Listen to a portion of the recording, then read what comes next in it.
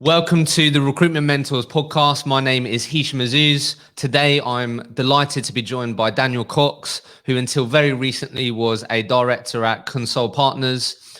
Dan joined ConSol Partners as a trainee consultant and within 10 years progressed through the ranks, working as a principal, head of division, until he left ConSol Partners was the director of communications. When Dan joined the business, it was a progressive startup, and by the time he left, he'd been part of the incredible growth journey that led the company to get acquired by Empresario Group in 2017. Dan, thanks for coming on the podcast. No worries, Hisham. Good to be on. So, where we always like to start, in your opinion, what characteristics and traits do you think make up a highly successful recruitment consultant?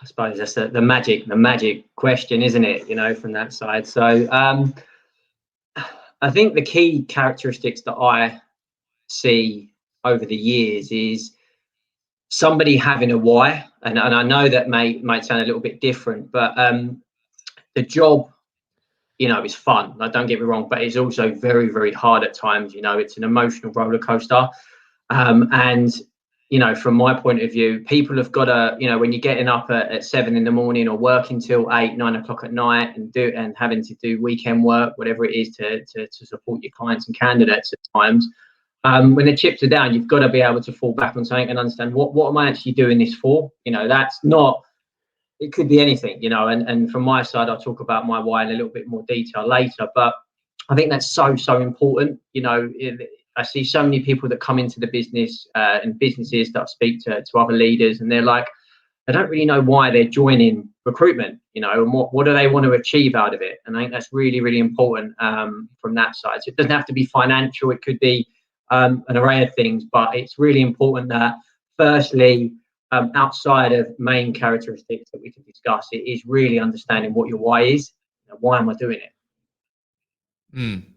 Love that. And then I suppose on the other thing, you know, hardworking, determined, and focused on hitting goals. You know, I think they're the key ones. But the key one for me is you know, really understanding what you do and why you're doing it. Yeah, love that. And really quickly, because I know we were talking a bit before this, and you said, literally had a couple of days after you graduated uni and then entered the recruitment industry. But I think people were interested about this. So very quickly then, like, did your why change throughout your career? No, to be brutally honest, my why was, you know, I was broke. Like, from my side, like most students from that side, I was, you know, I was thinking of going back into the building trade before I took the interview at ConSol Partners. I was a scaffolder before I went to university, took a year out and done that, and it was amazing. But I think the cold mornings definitely made me realise, right, what do I want to do? You know, and that's really important. And that for me resonates really well in regards to what why is, you know, on the Friday, I finished university on the Friday, and you know, I got the nod a couple of weeks before in recruitment, and ConSol, and they said, can you start on the Monday? And I was like, yeah, let's do it, let's go for it. You know, I didn't overthink it. I think that let's just go for it. I needed the money, like I mentioned before. I was definitely in the red, in like most students from that side. So I think, yeah, from my point of view, that was key. Yeah. Okay. So just very quickly then, could you describe what ConSol Partners looked like when you joined? Yeah. Right, which was just under 10 years ago. Yeah. And then just very quickly describe what it looked like by the time you left, and then I think that'll be great context for people to understand the journey it's been on. Then we'll dig into the sort of early days and then talk about the rest of it. Yeah, absolutely. So walked through the doors, there was probably, I think it was about 16 people, if that. There was 3 main divisions at the time, so sort of like content, communications, and digital. Ryan Adams at Signify, CEO, was there at the time. So great character. You know, straight away gravitated towards his mindset, and it was literally focusing on small teams. You know, that was literally it. There was, you know, like I said, 16, 17 people there. My team that I joined, there was only 2 people, like the manager at the time, and another guy that actually got me the interview at ConSol. I met him down the gym one night, and he said, you know, we're hiring. because I said I was interviewing at another place. So yeah, so I had 2 interviews that day. So but yeah, it's a very, very small business. When I left the business earlier this year, it was 80 people, global offices in the US, 2 in the US and 1 in UK, London. The team size was around, I think it was around 45 people in my division still. And then in the permanent side as well, very, very similar numbers. So yeah, it went through a crazy amount of growth in a fairly short amount of time. And I'll be grateful for that forever, sort of starting a business, a fairly new, fresh startup business. Mark and Graham and at the times that were running the business, they were very aggressive in where they wanted to go, and they always had their vision. So yeah, the vision never changed, but it was a lot smaller back then to where it is today. Yeah, I love that. I mean, one of my first questions was because I think I don't know how many sort of other recruitment business owners that you've spoken to and stuff like that, but like I think a typical recruitment story or dream is that you build up a recruitment business and sell it, right? And like how often does that actually happen? I'm not actually sure from speaking to people on this podcast and things like that. So I guess my first sort of question, you were just touching on it, was like, why do you think sort of ConSol Partners were able to achieve what they did? Do you think from your lens and looking at it from your point of view? Great question. I think ConSol always seemed to be one step ahead with the markets. So what I mean by that is that we, Mark at the time and Graham and the leadership team were always looking at like what was next, what was our clients, what was our customers focusing on in the next 2 years, not what they were already doing. It was like what's next, for example. So, and they built their business models around that, and I think that it was very effective very early on because clients. We would be talking to clients about technology that they were investing in, and we would be ready with ready-made candidates that either upskilled themselves in that place. So I think markets were key. I think they were very futuristic in regards to focusing on what's next for the clients and customers. The technology was and still is today is a great area, and it's always going to be a need and a focus for clients and candidates. So as we all know, with the tech space, it's just crazy what's going on and what's being focused on and the evolution of what's going on in the next few years. So yeah, so I think that's the key one. The markets, the people, that was probably the best thing about the business. Ever since, there were some amazing people that worked and still work at that business. And from very early on, that bar was set very, very high. I used to talk to friends in the industry and sort of talking to them about some of the numbers that we were doing and on as a business at a time, just a UK business. We didn't have US entities back then. And some of they were saying, blimey, we've got 3 offices and we're not doing that, and then also individual numbers, were well above average. Average is anything between sort of my average is slightly higher, but I would say if you're doing sort of 150 a year, that seemed to be fairly good in the market. There was individuals in that market and from when I joined that were doing 3 times that, 4 times that, with 2 years, 3 years experience. And that was because certain individuals had the right mindset. It was a competitive working environment, but collaborative, which I think which is so important for culture. And I think the people and the markets. I mean, there's nothing else. There's no magic answer apart from really those two. I think the owner's done amazing to keep hold of some really good people.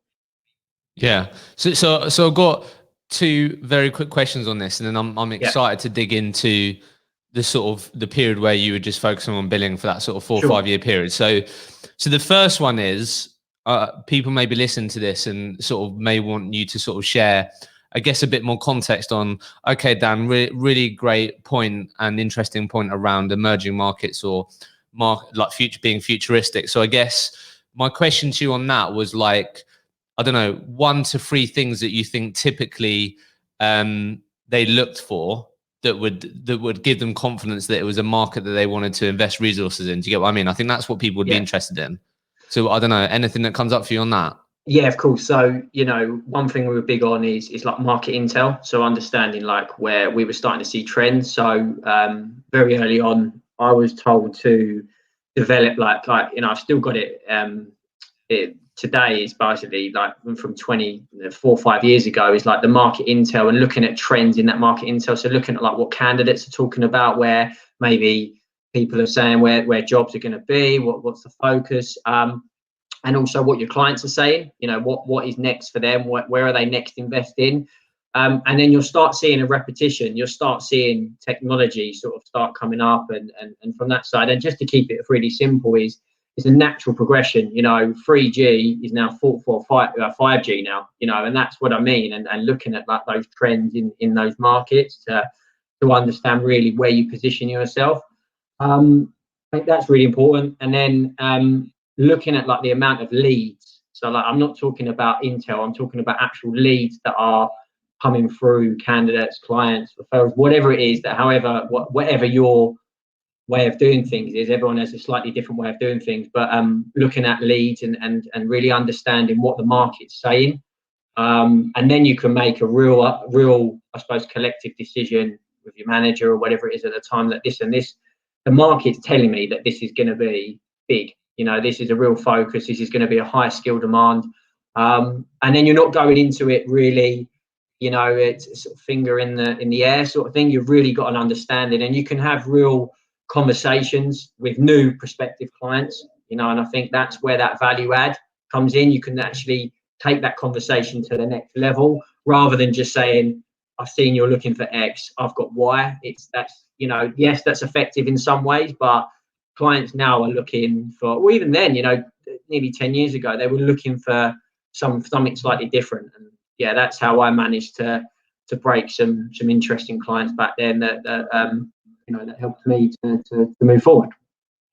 Yeah, no, that's great. And I think what I love about that is that for anyone listening, it's just so important to have sort of holistic business conversations, right? And if you're asking good questions like, yeah, where do you see the market in the next couple of years, or like just being curious and asking questions like that, you're then not talking about recruitment. And Yeah. if you have multiple conversations with people like that day in, day out, well, guess what? You've got an amazing insight there, where then when someone doesn't speak about the same thing, you can go, well, actually, I've been speaking to these people and they're sort of thinking about this. What do you think about that? And all of a sudden, as you said, you're adding value in these things. So great answer on that. And then the final bit, you were talking about the people part. So just the final thing that I just wanted to ask you, because we're always interested, is basically what do you think were the 3 non-negotiables of the ConSol culture?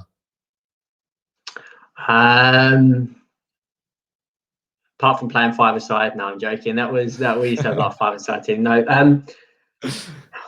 non-negotiables. I think work ethic. Like if you wasn't a hard worker, you would be shown up, because like any agency, there are objectives, and you share your successes at the end of the week. That was a massive thing for ConSol. We would talk about all the successes, and if there was anyone having a challenge, we'd talk about that as a business. Of course, when we were a lot smaller, and we'd all help each other out and give advice. But work ethic's key.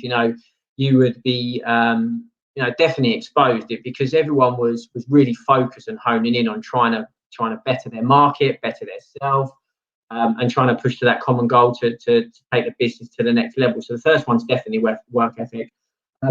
Second one is being a good person. I know that sounds a bit cliche, but you got to be a good person, right? You got to be approachable in the face. You can't let success go to your head a little bit. The recruitment, I call it the recruitment gods. Like, recruitment has a funny way of bringing you back down to earth pretty quickly. And if you lose track of really like what your why is, and what you're doing here, and also focusing on helping other people out as well, because you were junior at one point, right? You were asking other people for help. And I remember this time when I was like, 4 years in, or 3 years in, I think it was, and I missed director's lunch for the first time in I don't know, 22 months or something like that, because we used to do it every single month. And I went over and I missed director's lunch by £1,800. And I went over and asked one of the directors at the time. I said, like, can't believe I didn't hit it. What could I have done to do better? You know, and that's not because I wanted to look good in front of the directors. It was really like I must be missing a trick here because I was doing something before that I didn't do this month, and it's affected my numbers, right? And it was like I think I finished on, like I said to you, £1,500 short. Some people would have been really happy with that and said, "Oh, you know what? I've still hit. Well, I've achieved my target for the month." But that just wasn't where I wanted to be. It's not why I joined recruitment. That wasn't what I wanted to do. You know, I didn't want to be average as such. And I'm not saying there's nothing wrong with that, but what I'm trying to say is my why is about providing for my family, which is the number one priority, and being a good person in that stage. So I was combining all of that and providing for my family on my now wife, but girlfriend at the time, who has expensive taste. I didn't want to take a step back. So just little things like that is that even at that time when things are still going well, just take a step back and think, well, what could I have done better? Because there's always someone out there that is performing, doing better, doing more things, more innovative ideas, different ideas that can generate more business and better relationships. So yeah. Yeah, nice. Okay, work ethic, big good. Yeah, okay, nice. So let's dig into this then. So just for context, Dan, for people listening. Yeah. So you've always been a contract recruiter. So for the first 4 to 5 years when you were just focused on billing before you went into a more leadership position, you was a contract recruiter. And I know you said it was market specific, but that with the markets that you did, that typically meant that what locations did you end up sort of doing business in, just for context for people? Yeah, most of it was sort of the Nordics and sort of Germany and Belgium and Ireland. They were the main sort of sweet spots for where projects were at that time in regards to sort of my focus areas. Cool. So always interested to hear. I know you said Yeah. the standards were high and there was people doing really well there, but how would you describe sort of Dan's first year, early years in recruitment? Well, funny you say that. I think I nearly got booted after the first 4 weeks. My manager at the time told me that. So it's you know, I come into the job with lots of enthusiasm, a bit of a yes man, a bit of a, you know, naturally we all go through that. Your manager's giving you advice. Have you got that? Yeah, all good. Yeah, I know what I'm doing. The first couple of weeks, I used to sit on the phone and like cower a little bit because I didn't want other people. I thought that people were listening to my phone calls. I don't know why, because nobody was. You know, it's like, you know, they've got their own stuff to be dealing with, but it was just I've never been in that type of environment in an office before. So the first month I struggled. I didn't do my first resourcing deal for I think it was 8 weeks or something like that. So yeah, and then after that it just clicked. Like I kept going, I kept getting up early. I was in the office about 7:15. 7:30, 7:45 most mornings, because I work European time, so I knew that I'd normally catch candidates at an earlier stage rather than, you know, mid-morning when they were normally in meetings, when they were in the office at the time when things were normal. But yeah, and then from that stage, yeah, so then it just clicked, and I suppose the answer was I started to get a grasp on what I was recruiting for. I started picking up how to actually recruit, you know, getting effective with Boolean searches and headhunting, and really sort of starting to ramp up speaking to clients. So yeah, I used to drive my old manager mad at the times, because within like 8 weeks, I always had quite a natural flair for business development. Not that I knew it at the times, and don't say I wasn't good at it at first, but I was quite keen to get on with business development because I felt that that's where I needed to be, and the business needed that at that time, to be honest. And yeah, so then I moved into I suppose a junior sales job or junior consultant job in about September time. So I had about 10 weeks of recruiting my manager's jobs at the times, and then it was sort of right, we'll go out and build a business now based on demand and where we see the markets going. Amazing. So let's just talk about that for a second, because I was going to ask you, yeah, when did you then go into more of a 360 role? So look, I was a permanent recruiter, but from the contract recruiters that I've interviewed and met, obviously you still have to do the candidate work, and it's really important you know your network and spend time with them. However, Sure. yeah, if you you need to get the projects, or you need to get the businesses and understand what they're hiring and all these types of things. It seems like, yeah, if you can get very good at winning business, then you back yourself to do the candidate part, right? But that's something you've always got to be constantly building in terms of your candidate pools. But it seems like the key is the BD side and the client side if you're going to be really successful.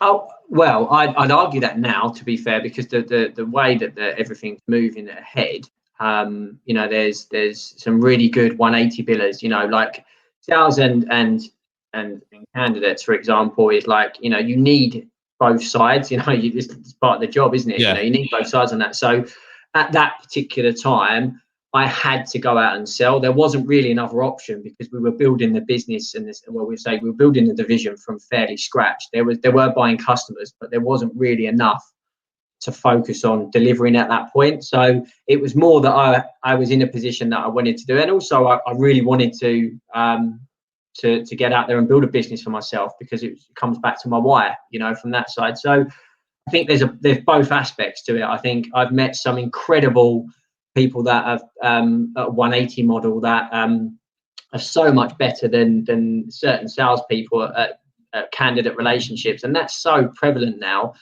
because those candidates will move into senior roles. You know, they will progress, just like I did with ConSol, just like you did. You naturally progress. So if you can build up good, tangible relationships early on and keep in touch with them, add value, try and find them newer positions, they're naturally at some point going to be in a hiring managing position, you know, and that's where that relationship piece is so key. So yeah, I would argue that, you know, it's so both important to have that 360 element. Is, you know, you can bring in jobs, but if you can't find the right candidates, or you haven't got the good enough relationships, well, you're not going to do deals, you know, and that's the key behind Sure. it. So Yeah, yeah, sure. so No, I'm glad you said that.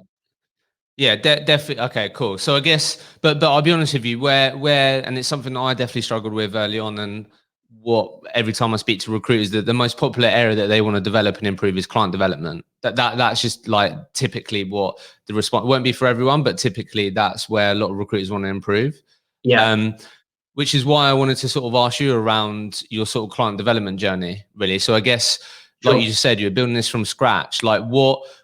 Looking back, and maybe you can speak to recent times as well when working with your team and people, but like what ended up being your most effective method of growing your client network? Delivering, you know, like I said, it's a 460. So, you know, most of my clients at that time were either system integrators at the time, so they were winning part of the project from a vendor or an operator and that side. So they were, you know, from their side, needed candidates quickly. But there was also a lot of people that were in that market in regards to what they were focusing on. But you had to have your product, and that is candidates from that side. So, you know, my first deal, I remember it now, was I rung this hiring manager up, and, you know, great guy. I still speak to him today, and he said to me, "Listen, I've got an offer on a candidate. I really appreciate your time. But I'm going to get the offer out tomorrow." And, you know, I had 4 months experience, probably my naivety at the times, but I said to him, "Right, why don't you just give me tonight? If I can find you someone that's better than you've got offered at the moment, would you be open to reviewing that profile?" And he said, "If you can find me someone better than that, then I'll shake your hand, because this guy that I've got at the moment is amazing." I didn't know what to do next. So I literally 5 o'clock in the evening, I've got on the, you know, I've reached out to my network and system and stuff like that. And luck be have it, this incredible candidate said to me, "Yeah, I am actually interested in looking, not sure on the location, need some time to think about it." So I said, "Okay, cool. Well, we'll do some research tonight." Sent him a load of bump. I was in the office till late that night. And I gave him, I said, "Are you free for a call in the morning, first thing?" And he said, yeah, no worries. And he spoke to his partner and said, "Yeah, listen, let's go for this. You know, I'm looking to get into more into freelancing now, contracting." Sent the profile over, and the manager responded within 2 minutes saying, "I don't know how you've done that, but I want to interview this guy. He's got product knowledge that we haven't seen. This other guy hasn't got it." And they interviewed him that day and offered him that evening. Just it was crazy. But that's again like it was definitely naivety from my side, but also, you know, just asking the question. A lot of people just don't ask the question, you know, and backing yourself a little bit, and it might have come back to bite me. But fortunately, the candidate I've placed numerous times throughout the years as well, and he's actually a good friend of mine now as well. So, you know, it all works out in the end, but sometimes just ask the question on that side for sure. But yeah. So building on that then, so you said sort of just delivering there and backing yourself, but like, I guess a big part of what recruiters need to do is maintaining and sort of keeping a consistent pipeline. Yeah, So yeah. how did you continue to achieve that? I suppose firstly, the obvious is bringing in business constantly. Like, you know, it was natural at that period. Like if I had, and you know, knowing your ratios was key, knowing your numbers, what you need to do to hit X, you know, and Y. And at any given time, I'd be juggling, when I was 360, for example, between 8 and 12 vacancies a week. You know, that was naturally, and that was accounts that I'd built up and built a relationship with, and that was warm. And that's also new areas that I wanted to bring in, new clients. So consistently looking at your customer base, and if you know, reviewing that on a monthly basis. If you've got a customer, if you've only got 1 or 2 A customers, and you've got a lot of B or C customers, what do you need to do to get those to A customers? So what I mean by A customers is that, are they buying from you monthly? Are they you know, do they have jobs? Is it are they the decision makers? Loads of different areas, and just keep reviewing your business, because customers that I might have worked with in January could have been on my D list by I don't know, March or April, because they maybe not have been hiring, or they weren't the right quality. And I think timing, your time is so precious on that side. So really understanding, you know, are your clients buying? Do they really value what you're doing, and can you deliver? You know, there's no point working jobs that you don't really know what you're talking about, because you know you know, you're gonna lose a relationship there that from that side. Okay, so let's just talk about time quickly, because this is something that a lot of people, like you just said, you were juggling a lot of things there, right? Yeah, And I think as recruiters, that's something that you have to just try and improve at consistently. yeah, So I guess from a sort of from you sort of becoming a successful contract biller, I guess people want to know like how you run your day to get the most out of it. So you're talking about it there, like yeah, your time is really precious, which is where this yeah. question comes from, and why people want to know it. So like from your journey, like what became your sort of typical day, or what did you do day in, day out to make sure that you maximized your time? Sure. So the first thing I'd say is the best recruiters, permanent contract, doesn't matter you know, what markets you're focusing on, keep it simple.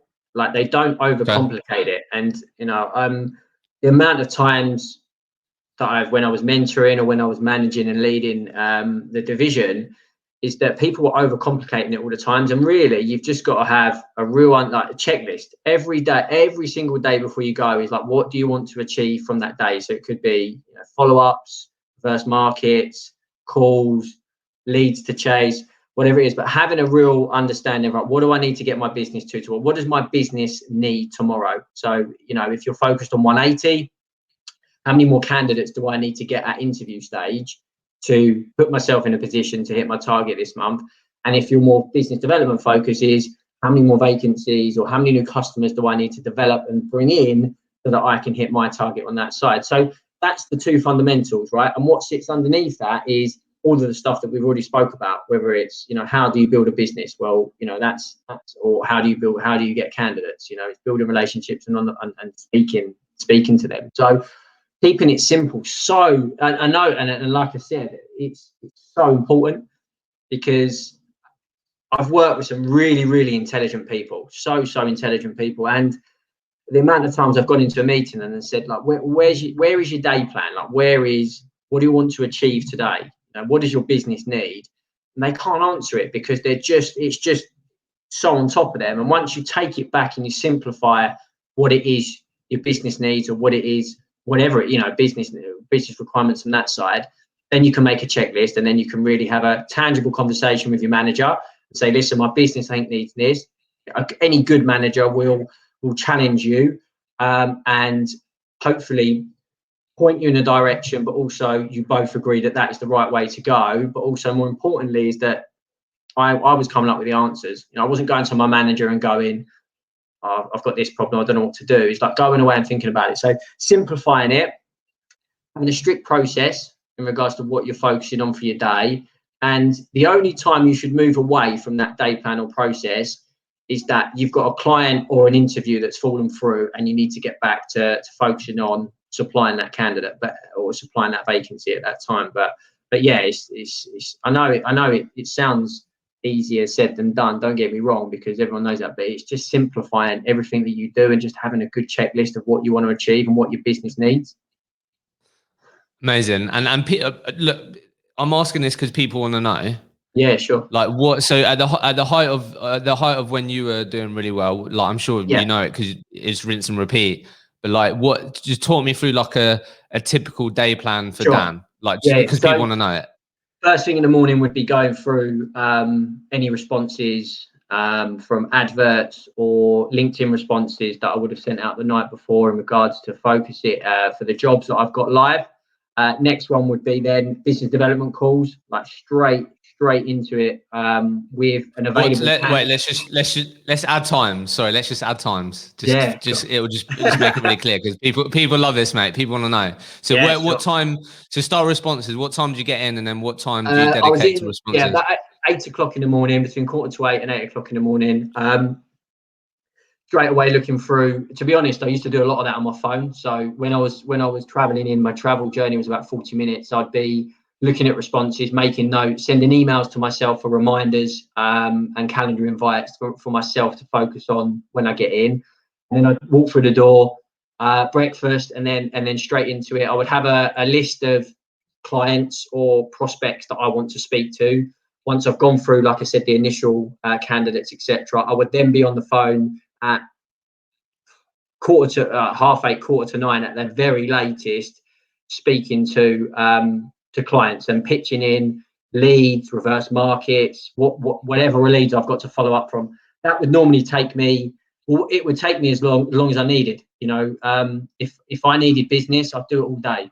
That would be it. I'd be doing it all day, and that wouldn't be just calling clients. That would be calling candidates, asking what they up to, clients that I've got relationships, new candidates that I'm focusing on, because I needed vacancies. So the best way to do that is to reach out to people and understand that.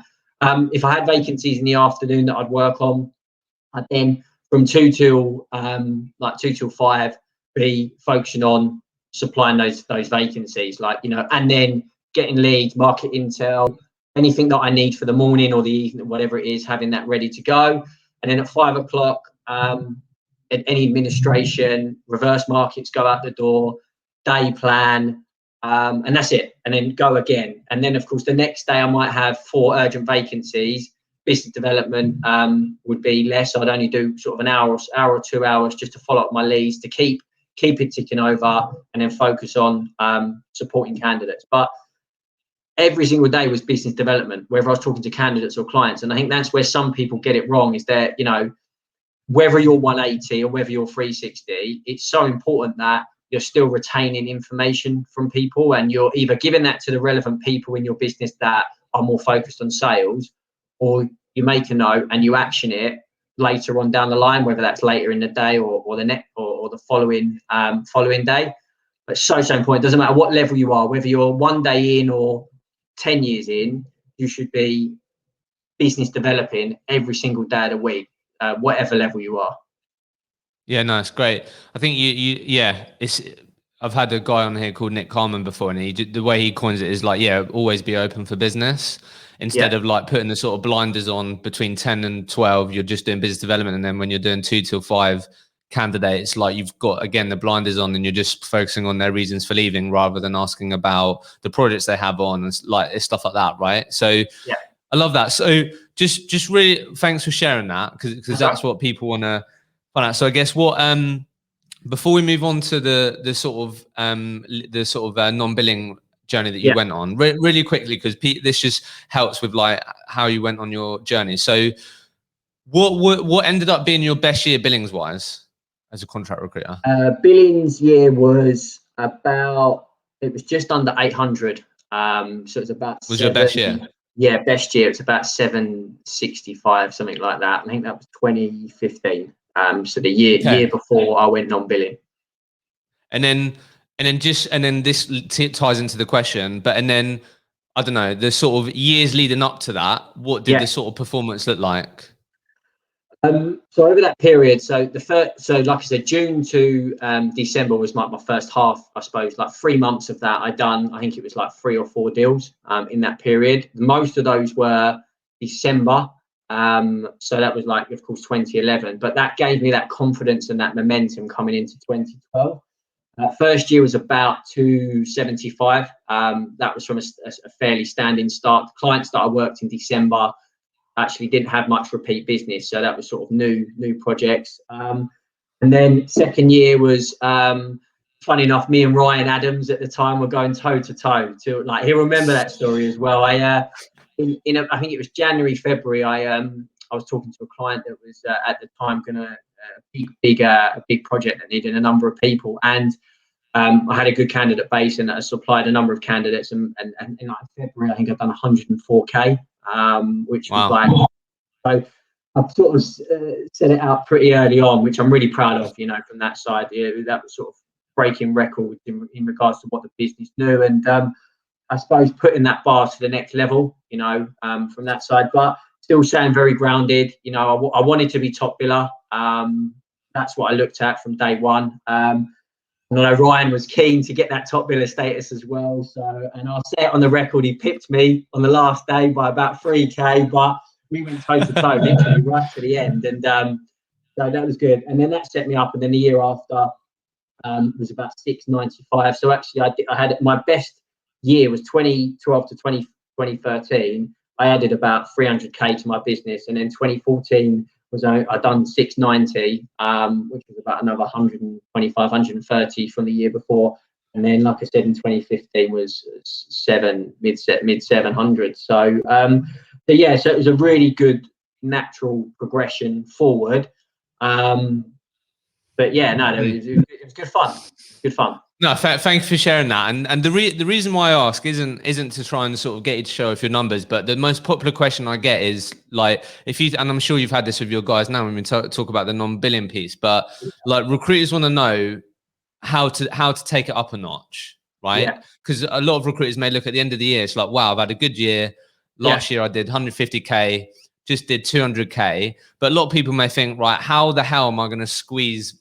Like, how am I going to get more out of what I currently have? Do you get what I mean? Sure.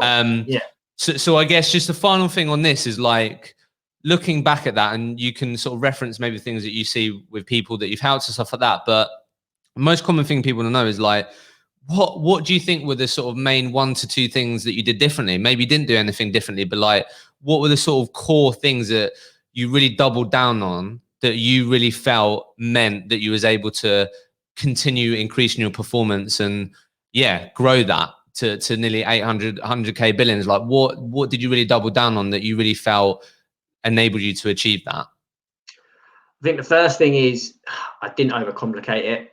I really, from that side, I knew what I wanted to do. I set a goal out at the start of the year, and I had to hit it. There was no other way, because of where I want to be in my life and what I want to achieve.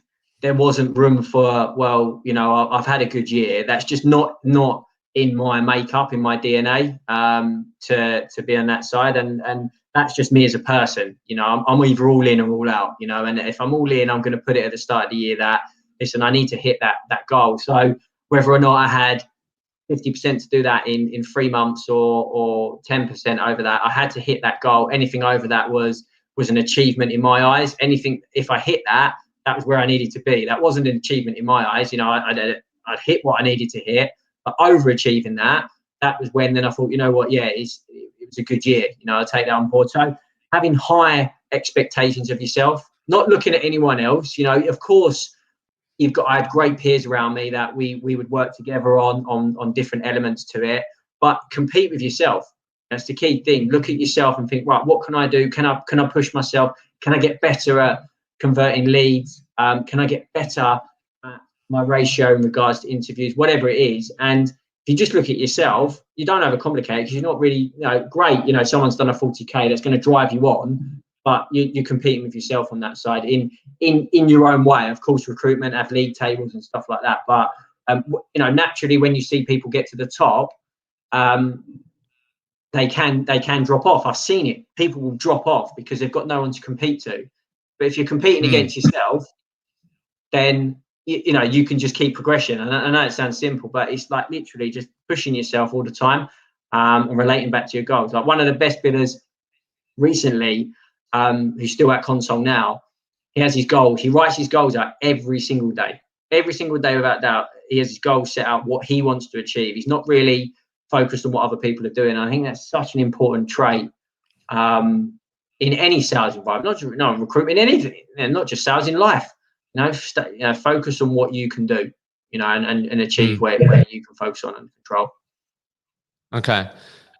Final thing, again, people want to know the answer to this. I think a lot of people want to know the sort of secret sauce, but or like the sort of golden bullet, but obviously it doesn't exist. It's a multiple things, but like people want to know, you spoke about keeping it simple and these things. So what do you think is the most important action or KPI that contributes to a recruiter's success? Oh, deals. Right. Like it's this, again, keeping it simple. Like if you as a sales individual, like sales, I'm talking collectively, any elements within a sales environment, you are, your commission is based on sales. Progression is 80 to 90% based on sales in a sales environment. So I suppose the first one, again, you can look at interviews, but how many deals have I done, or how many deals have you done? That's the first thing. Is like that naturally, of course, from a agency point of view, is that you can judge on your success from that side. And I don't know if that's the answer you wanted to, but again, it's simple. It's it deals from that side. I think it's the bit before that, right? So I guess it's the bit where you're talking about keeping it simple. So I guess people want to know, like going into a brand new month, it's like, right, if I know if I have X meaningful conversations with potential clients, I should hit my number. Or I don't know, if I get X number of interviews, first stage interviews, I know I'm confident. It's just people want to know where to really double down on the action. Yeah, I think the taking one step back, of course, is any successful individual within a recruiting space will know their numbers, like what are their sweet spots. And if you don't know their sweet spots, then that's really important that you talk to your manager or your director and you carve that out together, and you really understand what are your sweet numbers.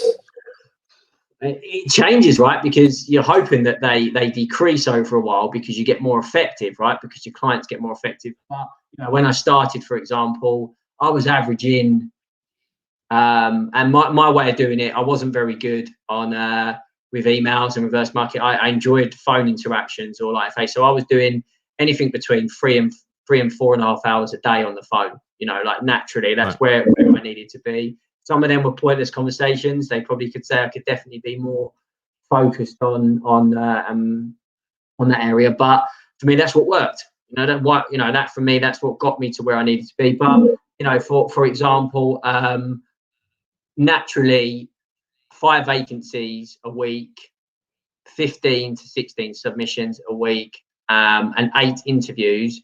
If I got that, I would be on to 4 or 5 contract deals a month. And people would say, and this was going back to sort of 2012, 2013, maybe I could reduce that. But that's where you would look at with your manager, and they were really big on that ConSol, is what can you tweak, what can you do. So those are the types of ratios, 2-to-1 ratio in anything you're trying to do.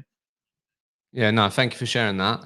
That's so right. Let's conscious of time, but let's get into the sort of towards the tail end, because I think this is what also, I know we've focused a lot on recruiting, but a lot of recruiters listen to this, and I think what you shared is really interesting for people. So I guess, like, would you mind just sort of sharing, I guess, look, what we wanted to go over when we spoke about this was like, one, how you felt like you got the opportunity presented to you to get sort of equity shares in a recruitment business. Yeah. So let's talk a bit about this before we finish, because I think most aspirational recruitment recruiters that listen to this will either maybe one day think about potentially starting their own recruitment business, or typically it's they want to be a director in the company they work for and maybe sort of get the opportunity to own part of that company, or etc. So let's just start there. So one, like, why don't we talk about why do you think Dan Cox was able to get the opportunity to get offered equity shares in this recruitment business rather than your peers? Because as you said, super competitive landscape. There's great people in there. Why was you able to do that firstly? Shall I'll get Graham and Mark on the phone, see if they can answer. No, I think they were very good in regards to where like looking after top performers and trying to, I suppose, lock them in, you know, towards the company vision and the company goal. That wasn't without saying that I asked a question, you know, again, like I mentioned earlier on about when I done my first deal, I sort of I knocked on the door one day and I said, what opportunities are within the business? But again, I'd never worked in a company like, you know, a recruitment company before. So, you know, naively going into there and saying, what is the opportunity to be part of this journey more longer term, you know, and that side. So they went away and talk about a few things. So a lot of it was down to. When did you do that? Probably around 2015 time. I picked my time right because I was feeling good numbers. You know, I think that you'd have a tougher conversation if you weren't performing and you went in and asked for shares for your company. So you have to get the timing right. But yeah, around that time, and for me, I wanted to be more part of the business and the opportunity. I love that business still today. And for me, I wanted to be part of it, you know, and however that looked, whatever that looked, that was down to the owners at the time to keep that focused. And also probably on their side, they were aware of, I suppose, how, you know, where I want to be in my life at some point, you know, what I want to achieve in the recruiting industry, you know, and then that's really important that, you know, they maybe saw that. So, you know, from that time, timing was key. Asking the question again, that you've got to be speaking to your managers.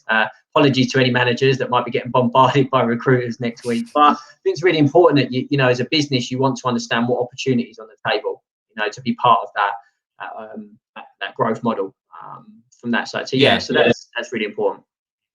Yeah, no, I'm glad you, like, honestly, this keeps coming up time and time again. Like, if you're listening to this and you have leverage, right, and not you don't have, like, you're someone that you think can add a lot of value to the business you work for long term. You really enjoy working there. You're bought into what it's about. Like, ask the question, like, literally, like, why? Yeah. So the worst case scenario is no, not at this time or whatever. But at least you're making people aware that's what you want, right? So when your sort of managers or business owners start thinking about, right, how can we grow this business? How can we keep our best people? Oh, you know what? Dan actually reached out to me 3 months ago and said, look, if there's an opportunity to own part of this company, be part of it longer term, like, count me in, or at least consider me. So, like, if you're listening to this and you haven't, like, asked the question, like, the worst case scenario is not a bad thing. So I'm glad you said that. But I guess the next thing that I wanted to ask you, Dan, was because I think sometimes recruiters, when I've spoken to them, they can be a bit sort of blindsided by this, or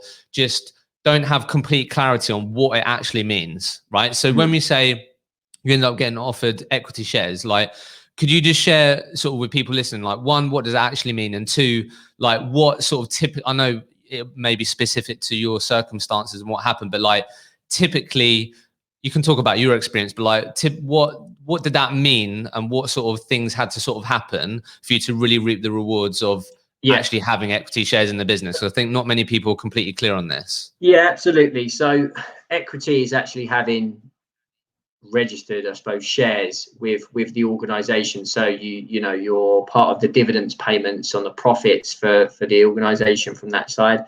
And I think really important, when I was first offered those, it was a really proud moment for me, because it felt like I was actually part of the vision and the business. And I think that's so key in regards to natural progression. You know, it gave it another focus point. You know, I'm actually a shareholder of this multi-million-pound organization, I need to be making sure that I am focusing on bringing the next level of staff through, and I suppose positioning myself that it can be achieved. Like, you know, I'm not nothing special from anyone else, you know, like I mentioned earlier, asking the question from that side. So equity shares are a little bit tougher to get hold of course, because there's various constraints that you need to be aware. There's EMI schemes as well, that companies, and a lot of good companies now are offering that out. And I think the way that you position it, and you talk to, you know, your managers or directors and saying, I'm really bought into the vision, you know, which you are, because you're sitting there and you're working it and you're succeeding. But I want to understand the future growth of this business, and understand if I can be part of it. And it sounds like it could be a negative conversation sometimes, but the amount of like the positive response, and I can only talk on my behalf, but the positive response I got from it was like, I love it that you want to be part of our business, you know, and you're not thinking about anything else. And they were open arms about it, and said, yeah, let's try and make this work. We'll come back to you, and that was it. So, you know, it was all round time on that side, but there are various ways that you can be part of the business, of course, and it does feel special. It is nice when you're part of the business, and you know, if you have a good positive year and profits are high, of course, like any shareholder, you can buy shares tomorrow in any company, you reap the rewards of dividends and etc. But you just more importantly, I felt part of the story, you know, and that was really important to me at that time, that where I wanted to be. Yeah, cool. To get that complete, and that's great. Thank you for sharing that. So I guess, so you've spoken about, yeah, being able to, as an employee, you wouldn't get obviously access to the profits of the overall business, right, from dividends, etc. But sort of to really benefit from the equity piece and having equity shares, like just really simply, what was best case scenario? Obviously, you guys ended up getting acquired, but like just for people listening, so they can have a bit of an understanding of, right, so if I'm able to, yeah, try and potentially have become a shareholder or get on some sort of scheme, what's, if you could just explain, like, just from your experience and what you went through, what was the best case scenario? What events had to happen for you to really benefit from becoming a shareholder? Yeah, I think it's a really good question. Shares are in a business, for example, outside of dividends and stuff like that and profitability, you know, shares are only really valuable if the company has a real focus and vision on being acquired one day, you know, because you could be a shareholder, but they're pretty, outside of being part of the business and the vision, they're pretty, you know, pointless if the company's not really got the management or the directors that own that place haven't got a focus on selling, you know, at some point, acquiring and stuff like that. So again, you need to speak to, you know, either the owners or your manager and understand what is the vision plan, you know, like from that business, so that you can support that focus. But yeah, I suppose that's the key bit, is that, you know, really understanding what the vision is for the business, and then once you are acquired, what does that mean? You know, because of course, acquiring a business normally means that they want to take that business to the next level. It doesn't mean, they're just going to cash out and leave. It's like, what do they want to do next? They want to expand into 6 more countries globally. They want to build out the US market, whether that's contract or permanent. They want to become a global staffing provider, you know, from that side. So and sometimes the directors don't have experience in doing that, you know, and that's why they need to go to that you know, that next level up and saying, listen, for part of my business, can you help us get to the next level? So yeah, that's a big driver, of course, with equity, that, you know, if the company does go through a purchase, then, you know, however small they are, then, you know, those shares will be realized at some point. Yeah, no, good. Thanks for going through that, because I think sometimes people can sort of get confused by that. And I think the other point to make, which is again quite popular and common, and we've had a couple of people go through this on the podcast, is then the sort of management buyout route, right? Where again, it's actually then the way that the original founders or owners of the company get out is by actually selling the company over to people that have been there for a long time, etc. Right? So I think what sort of Dan's sharing here with you all is that it's about asking the question, it's about communicating, it's about understanding where the business is going. And if you ask those questions and they're willing to have those conversations, then yeah, you can really actually understand what things could actually mean, and what the positive outcomes could be. And yeah, so thank you. So I've got, before I ask you sort of 5 final questions, I just want to ask you one thing. So what advice would you give yourself to Dan Cox, just entering the recruitment industry? So I just want to know, from what you've been through, right? If you could communicate and have a conversation with Dan Cox, who first day in recruitment after a couple of days graduating uni, what would you say to yourself? Don't sweat the small things. I think that they're massive. Like I used to let the smallest of things in my day affect me for a couple of hours, and I think that's massive. At some point you've just got to soak it up, push on, and let it affect you. That you can't, most of the time you can't change a certain outcome if that's where it is. But you can change the end result, and I think that's really important to understand. A candidate, for example, might have dropped out or might have offer reject. You still got that vacancy, or you still got that client, and go and find someone that is focused on that. So yeah, definitely that one for sure.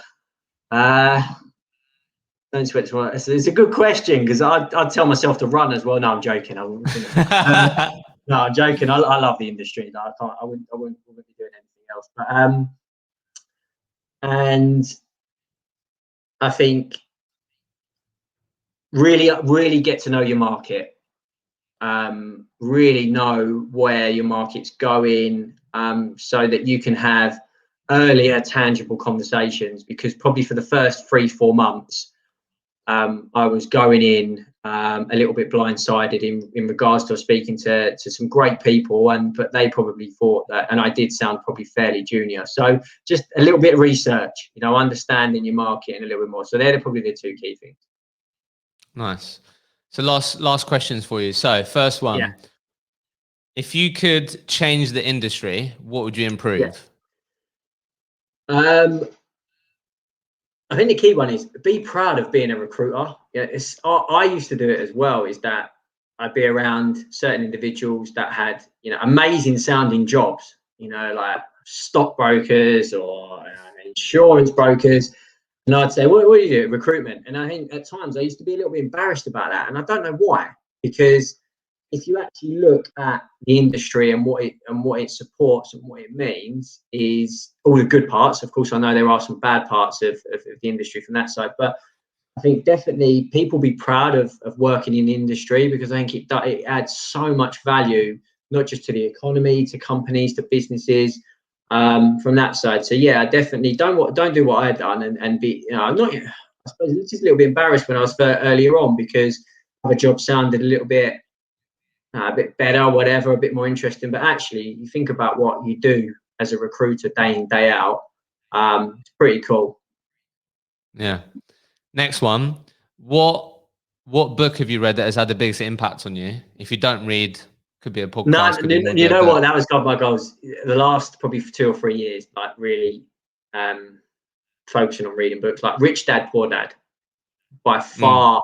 In regards to, you probably hear that a lot, right? But that really impacted, and probably a bit cliche as well, really impacted my relationship with money, and focusing on assets that can provide cash flow to support the future. Because of course, I know what I can do with recruitment, but no one can control, for example, the economy and where that's going to be. But if you've got cash flowing assets from that side and using your money, then hopefully later on in life, that you should be fairly set up on that side. So yeah, that was a massive influence into where I focus my time and outside of recruiting as well. Nice. Bit of a different one, this one. What did you spend your first biggest commission paycheck on? For me, myself, yeah, because I think my wife probably got the first big yeah, just there's always normally sort of, not always, but sometimes there's a typical sort of memorable thing that you ended up buying. probably my my Range Rover. So like I went out and got it probably about 2 years into the business. I'd always dream of having it. It's my dream car. I love like Range Rover Sports. It's just ever since, even when I was at uni, I used to say to my uni friends in Fudget, I'm going to drive one of them. I used to like see it. I thought, oh, I'm going to drive one of them. And they used to laugh and say, listen, you're massively overdrawn. You've got loads of debt. What are you going on about Range Rovers? And yeah, that was an amazing feeling, being, getting into that car for the first time. And I'd achieved that, no one else. I'd achieved that. And yeah, it was great, amazing. Even though it was a depreciation asset, it was just, one of the things that I'd always wanted early on, Yeah, no, I love that. Last question, and look, this may be something that you're sort of working through now and stuff, but just still interested, I guess. What's the sort of I typically ask, what's the ultimate goal for your recruitment career? Or you can sort of answer that just your career. Now, what comes up for you? What's the ultimate goal for your career? Giving back 100%.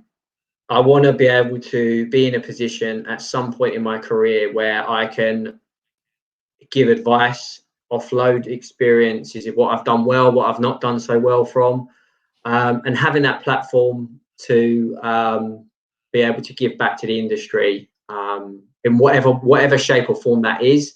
It's definitely giving back. Nice, love that, Dan. I'm sure there's loads more that we could go into, but I thought that was brilliant. I think you've been on a great journey, and really excited for people to listen to this. So thanks a lot for coming on the show. No worries. Thank you. Anytime. Been a pleasure.